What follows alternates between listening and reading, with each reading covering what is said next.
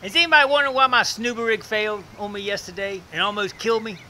Stay tuned, I'll tell you how.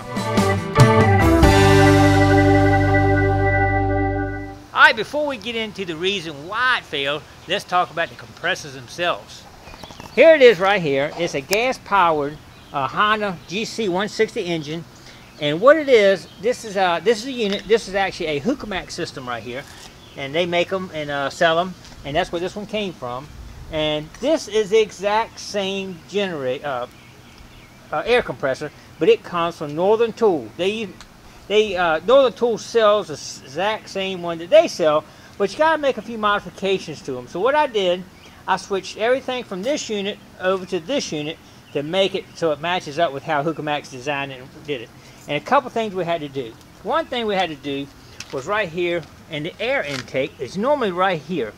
And what that does is, of course, it's sucking air in to give you pressure, but you can't suck air in here because you have the exhaust close by.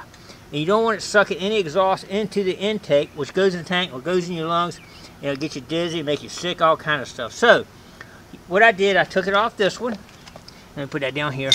It was actually up here, and this is actually the rig that goes in here. And there's a little piece on the end that had a filter on it. You had to cut that off. And there's a little piece of hose that goes across here. I actually drilled a couple access points here where I could get to the screws that were in there. I'm not sure how they did it, because when I took it apart over here, it just came right off. It was not tight at all. But now I got a little access hole where I can actually tighten that up on that and make sure no air can suck into the intake right here. So it makes it much safer that way, I think, where I can get to it and make sure it's tight. It actually comes up through here. There's a filter up here. And what that does is the air is sucking air way up, 6-7 feet in the air away from the unit itself to keep that exhaust right here. Here's the exhaust coming out. Keep the exhaust away from the intake. Plenty far away. You don't have to worry about getting sick. So, the second thing we had to do is this is what comes on the new unit right here. Just a one valve connection point for your hoses. This is 3 of them. You can actually have 3 divers on it. And I switched the old one over to this one. I had to switch that out.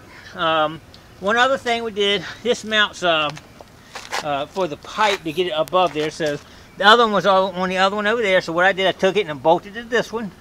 So now that one is kind of holds up here. So it's a few things we had to swap from the old system to the new system to make it work. But now we got a brand new Snuba rig, and I feel much more comfortable with this one than I did that one. That one's probably 4 or 5 years old.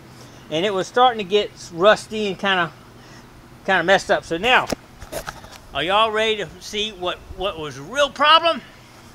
All right, what I did, first thing, when I first started trying to figure out the problem was, I knew it was not getting any air in the compressor banks itself. So I figured it's somewhere in the compressor, not stopped up or nothing like that. So I started looking into the compressor end. So I pulled the top of the compressor off. This is the part that actually is sucking air in and compressing the air into the cylinders in here. And this is the cylinder. This is the head right here. Took that off. And then you have this diaphragm plate in here. These are called reed valves. And what happens when it actually sits like this. And when the piston goes down, it sucks air in these holes and blows it out of these into the tanks. But look, can y'all see anything on that? You see anything that looks any different on those 5 intake valves? Or reed valves is what they called. You see that one right there? It's broke. That reed valve actually broke on it, and as the piston it sucked air in, but when it came back up to compressorize it in here, some of the air was going out of there. So that's why we were actually getting just a little tiny bit of air, not enough to really breathe on too much. You could take one diver down and breathe real light, and you could do it. And that's how we tried to do it, looking for my weight belt, which we did not succeed at. It's still out there, but that's why it was doing what it was doing. And you can see the rust that's inside this unit right here on these reed valves right here, that way it goes out into the tank. So